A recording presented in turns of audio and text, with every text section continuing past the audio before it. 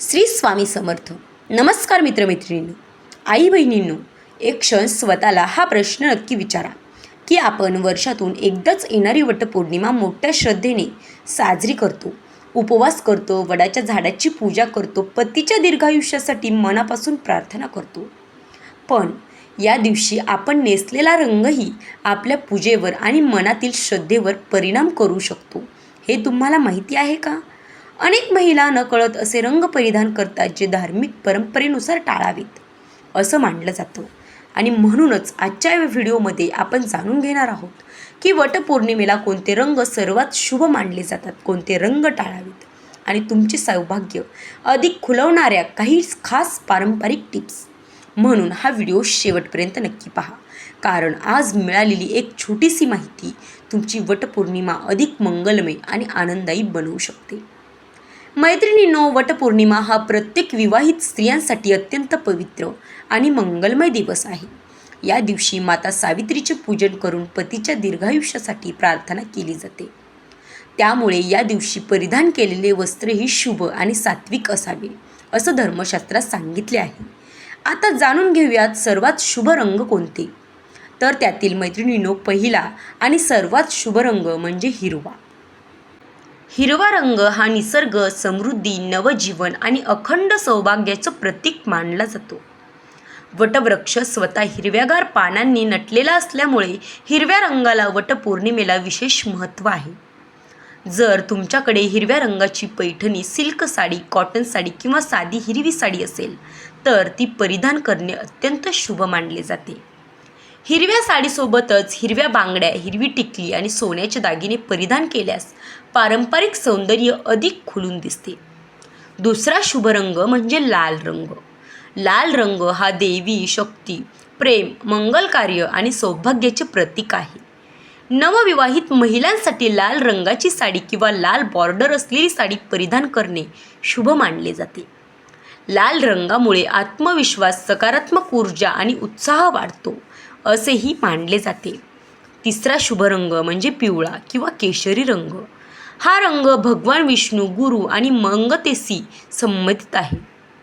पिवळ्या किंवा केशरी रंगाचे वस्त्र परिधान केल्याने घरात आनंद, प्रसन्नता आणि धार्मिक वातावरण निर्माण होते. अनेक ठिकाणी महिलांना या रंगाची साडी परिधान करून पूजा करताना पाहायला मिळते. चौथा शुभ रंग म्हणजे गुलाबी.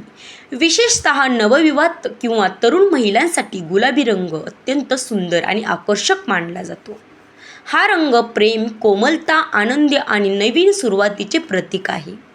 जर हिरवा किंवा लाल रंग उपलब्ध नसेल तर गुलाबी रंगाचाही पर्याय तुम्ही निवडू शकता.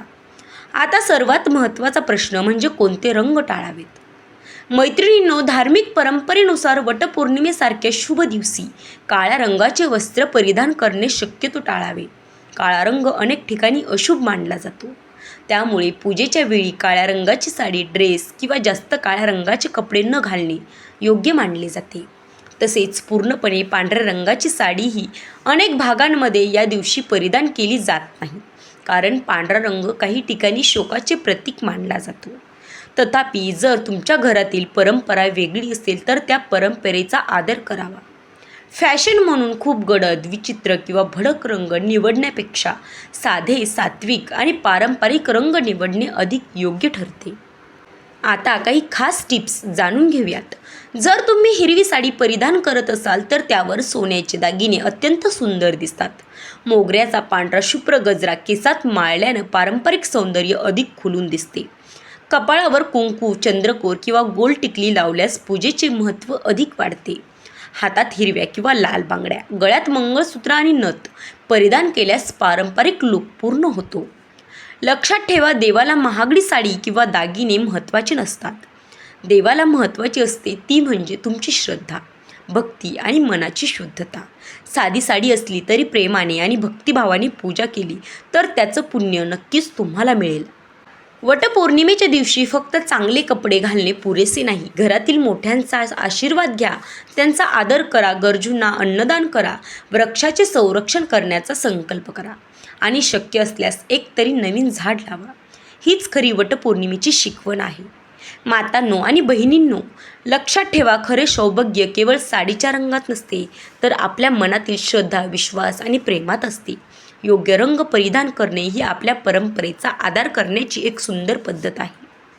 भगवान वटवृक्ष, माता सावित्री आणि यमधर्मराज यांच्या कृपेने तुमच्या पतीला उत्तम आरोग्य, दीर्घायुष्य लाभो आणि तुमच्या संपूर्ण कुटुंबाला सुख, समृद्धी आणि आनंद लाभो, हीच मनापासून प्रार्थना.